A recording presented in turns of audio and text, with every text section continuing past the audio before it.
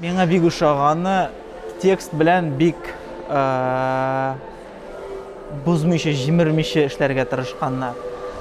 Менә шуңа күрә теге Мостай абыйның матур сыгылмалы теле, аның менә бу уен белән уенга бирелеп итеп кайбер очракта тоныкланса да, мин аларны барыбер ишетеп, менә бу рәхәт, матур, чиста авыл теле дип әйтер идем, мин хәтта шуны ишетеп бик ләззәтләндем. Мин беренче күрәм бу спектакльне, бу әсәрне укыган идем. Ул бик катлаулы әсәр, бик авыр. Әмма дә ләкин артистларга бик зур рәхмәт, режиссерга да.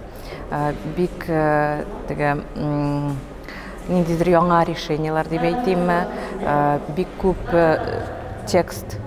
Шуңа күрә менә ниндидер яңа күренеш белән күрсәтәләр безгә, миңа ошый. Бу вайсагызның эше. Сатулап чыгарды, әти. Сиде Ибраһим, һәм шундау юк булды. Сәясәт ягынан бар инде театр, ниндәйдер цензура, тагы менә тел ягынан, ата-әсәләр менән ниндәйдер ул мәктәптәге булган проблемалар ул күп бит инде. Театрда кайсы киләң, спектакльдә караң, яшьтәр турында куйган. Онда ул проблемалар я бар, я шу хәтлем теге, йомшак алып килеп җиткәрләр һәм улар карайлар да, мен калга уга ышанмайдар. Театр бәлки насар сагыштырылыр, ләкин магазинда һамак бару булырга тиештер. Репертуары.